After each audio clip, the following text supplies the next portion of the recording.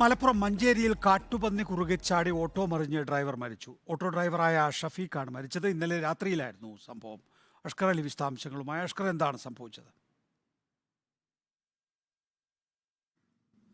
നികേഷ്, ഇന്നലെ രാത്രി 9 മണിയോടെയാണ് ഇത്തരത്തിൽ അപകടമുണ്ടാകുന്നത്. മഞ്ചേരി കാരക്കുന്ന് ഷാപ്പുംപടി ആലുങ്ങലിൽ വെച്ചാണ് രാത്രി അപകടമുണ്ടാകുന്നത്. ഷഫീഖ്, ഈ കാരക്കുന്ന് സ്വദേശിയായ ഷഫീഖാണ് ഈ അപകടത്തിൽപ്പെടുന്നത്. ഷഫീഖ് ഓടിച്ചു പോകുന്ന ഓട്ടോറിക്ഷയ്ക്ക് മുമ്പിലേക്ക് ഒരു കാട്ടുപന്നി ചാടുകയായിരുന്നു. തൊട്ടു പിന്നാലെ തന്നെ ഷഫീഖ് വാഹനം വെട്ടിക്കുകയും ചെയ്തു. പക്ഷേ വാഹനം വെട്ടിച്ചതോടെ ഓട്ടോറിക്ഷ മറിഞ്ഞാണ് അപകടം ഉണ്ടായത്. തുടർന്ന് ഷഫീഖിനെ മഞ്ചേരി മെഡിക്കൽ കോളേജിൽ എത്തിച്ചെങ്കിലും ജീവൻ രക്ഷിക്കാനായില്ല.